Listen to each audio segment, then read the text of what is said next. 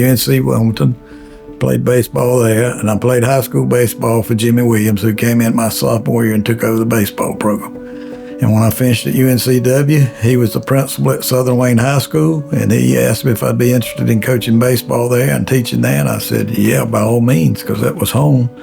And that was Mount Olive consolidated into Southern Wayne High School. So, so that's how I got to be at Southern Wayne. Well, he's just very, very meticulous, pays attention to the details, gets kids to play hard, and, you just want to win for them, just have that relationship for them. And every kid that ever took the field for him, I'm sure, will run through a wall for him, and because they know he cares about them as a person first, and he's got a knack for putting people in the right place, in the right positions, and just very knowledgeable about the game.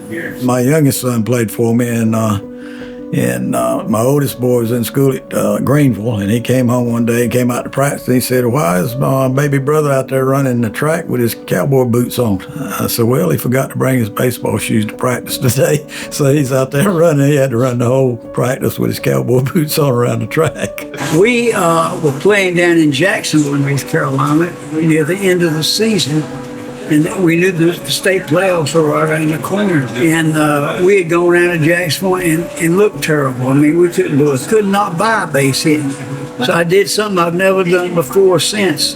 Doyle got a base hit in the 8th inning. I was on first base with nobody out. Because he was such a good athlete anyway. But I would never run a pitcher like that. But I said, well, we'll try something. Maybe we can shake him up a little bit.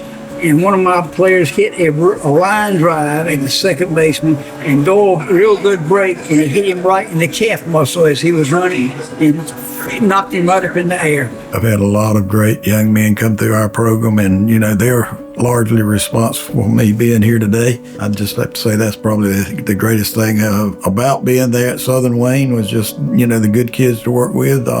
What really kept me going in coaching was to look forward to 3:30 every afternoon to get to the field to work with either football or baseball and work with those kids. His playing career in high school, he holds several state records from his playing career as a pitcher at Mount Olive High School, and then also as a coach. I mean, he won a lot of games, but he also influenced so many people in the right way. Just so many people will tell you today, and I'm sure will come back and tell him how much they appreciate what he taught them and what he did for them, when they were coming through, and it's made a difference in their lives. I played for George Whitfield in Legion Ball, 61, 62, 63, and when he left here the day that that I was chosen to be in this Hall of Fame, he was so excited. He was not supposed to call me. Q was supposed to call me and let me know that I had been elected.